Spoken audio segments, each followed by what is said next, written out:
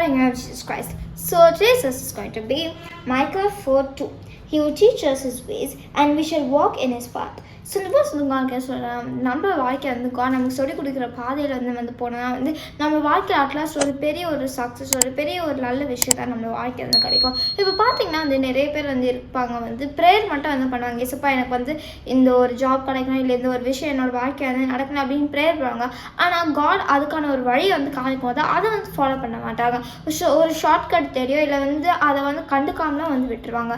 ஆனால் நம்ம வந்து எப்படி இருக்கணும்னா, நம்மளோட வாழ்க்கையில் ஒரு சக்ஸஸ் வந்து நமக்கு வந்து கிடைக்கணும், ஒரு விஷயத்து வேணும், நம்ம ப்ரேயரில் வைக்கிறோன்னா வந்து அதை டிட்டர்மைண்டாக ஒரு நல்ல எஃபர்ட் போட்டு நம்ம வந்து இருந்தோன்னா வந்து காட் நம்ம காமிக்கிற பாதையை நம்ம போனோன்னா நம்ம வாழ்க்கையில் வந்து நம்ம நினச்சதை விட வந்து ஒரு பெரிய சக்ஸஸ் வந்து காட் நமக்கு வந்து கொடுப்பாரு. ஸோ நான் இனிமேல் நம்ம வாழ்க்கையில் வந்து நம்ம ப்ரேயர் பண்ண காட் கொடுத்துருவாரு அப்படின்னு நம்ம வந்து காட் எடுத்துகிட்டு வந்து ஃபீல் பண்ணுவாருன்றதை நம்ம வந்து யோசிக்காமல் காட் நம்மளுக்கு வந்து அந்த பார்த்து காமிப்பார், நம்ம தான் அதை வந்து ஃபாலோ பண்ணி போகணுன்றது மைண்டில் வச்சுக்கிட்டு வந்து நம்ம தேவையான ஒவ்வொன்றுத்தையும் காட் கிட்ட வந்து கேட்டு அதன்படி நம்ம வந்து ஃபாலோ பண்ணி நடந்தோன்னா வந்து கண்டிப்பாக நம்மளோட வாழ்க்கையில் நமக்கு தேவையான ஒவ்வொரு பிளெஸிங்ஸுமே வந்து கொடுத்து காட் வந்து பிளெஸ்டாக வந்து நடத்துவார். சரி, நம்ம ப்ரேயர் பண்ணலாமா?